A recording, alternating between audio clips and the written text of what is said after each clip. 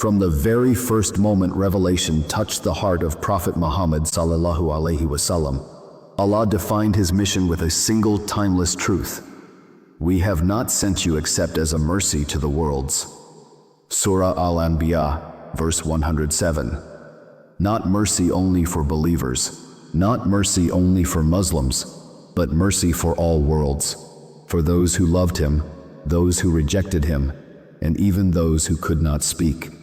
One such moment beautifully reveals how deeply he cared not only for those close to him, but for his entire ummah. One day, Aisha, radiallahu anha, asked the beloved Prophet, "O Messenger of Allah, make dua for me." The Prophet, sallallahu alaihi wasallam, raised his hands and supplicated, "Allahumma magfirli Aishata ma taqaddama min dhanbiha, wa ma ta'akhara, ma asarrat wa ma alanat," which means, "O Allah, forgive Aisha her past and future sins, what she has hidden and what she has made apparent."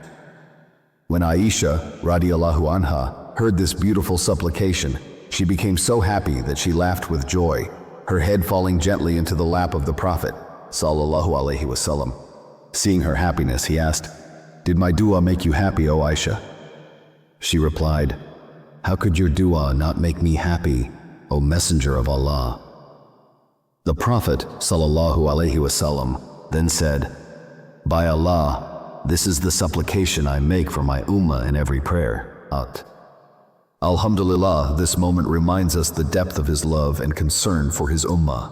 The Prophet, sallallahu alaihi wasallam, himself said, "I was not sent as one who curses, I was sent only as a mercy." Sahih Muslim 2599. Mercy was not simply a part of his character, it was his purpose. And to understand that mercy, we must look at his life. One of the most difficult moments in the life of the Prophet Muhammad, sallallahu alaihi wasallam, occurred when he traveled to the city of Taif, hoping its people would listen to the message of Islam. Instead, the leaders rejected him and incited the town's servants and youths against him. They began throwing stones at him until his feet were wounded and his sandals were filled with blood. His companion, Zayd ibn Haritha, tried to shield him and was also injured. Eventually, the beloved Prophet left the town and sought refuge in an orchard outside Taif. There, exhausted and wounded, he turned to Allah in supplication. Later, the angel Jibril came to him together with the angel of the mountains and said that if he wished, the mountains surrounding the town could be brought together to crush its people. But the beloved Prophet refused and said that he hoped Allah would bring forth from their descendants people who would worship him alone. Sahih al-Bukhari 3231. Today, when wars erupt around the world, we often see cities flattened, civilians targeted, and mercy forgotten. But the Prophet, sallallahu alaihi wasallam, established rules of war that shocked even his own companions. After one battle, he saw the body of a woman who had been killed. He condemned what had happened and declared, "She was not one who should have been fought." Then he commanded his army clearly, "Do not kill women or children." Sahih al-Bukhari 3014. In a time when war meant total destruction, the Prophet, sallallahu alaihi wasallam, placed limits. Even on the battlefield, humanity was never allowed to disappear. On one journey, the Prophet, sallallahu alaihi wasallam, rested under a tree while his companions were nearby. His sword hung on a branch. A Bedouin quietly approached, took the sword, and stood over the sleeping Prophet. When the Prophet woke up, the man asked, "Who will save you from me?" The companions were far away. The sword was in the attacker's hand. The beloved Prophet calmly replied, "Allah." The companions of the Messenger of Allah, sallallahu alaihi wasallam, threatened him.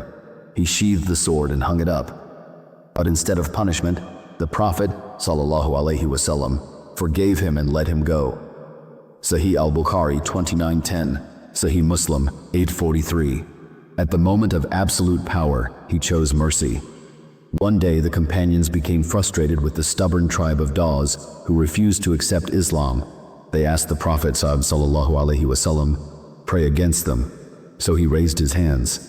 The companions expected destruction. Instead, he said, "O Allah, guide the tribe of Daws and bring them to Islam." Years later, they came as believers.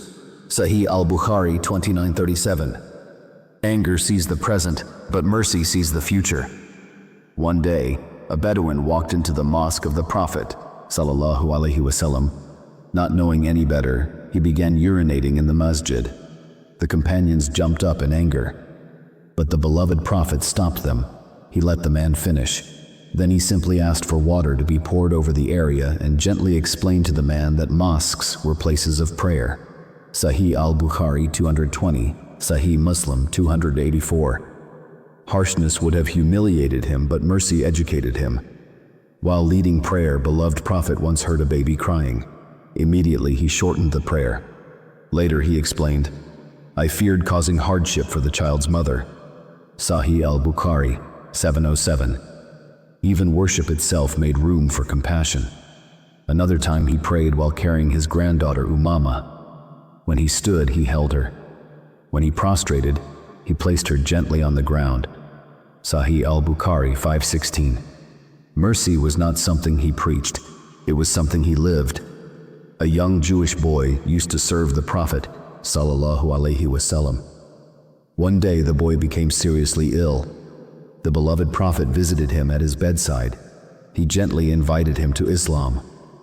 The boy looked to his father, who nodded in approval. The boy accepted Islam. As the beloved Prophet left the home and said, "All praise is for Allah who saved him from the fire." Sahih al-Bukhari 1356. His compassion crossed religious boundaries. One day, the Prophet, sallallahu alaihi wasallam, saw a camel whose eyes were filled with tears. The animal was starving from overwork. The Prophet approached it, wiped its face, and called its owner. He warned him, "Do you not fear Allah regarding this animal He has placed in your care?" Sunan Abi Dawud 2549. He taught that a woman entered hell for imprisoning a cat without feeding it.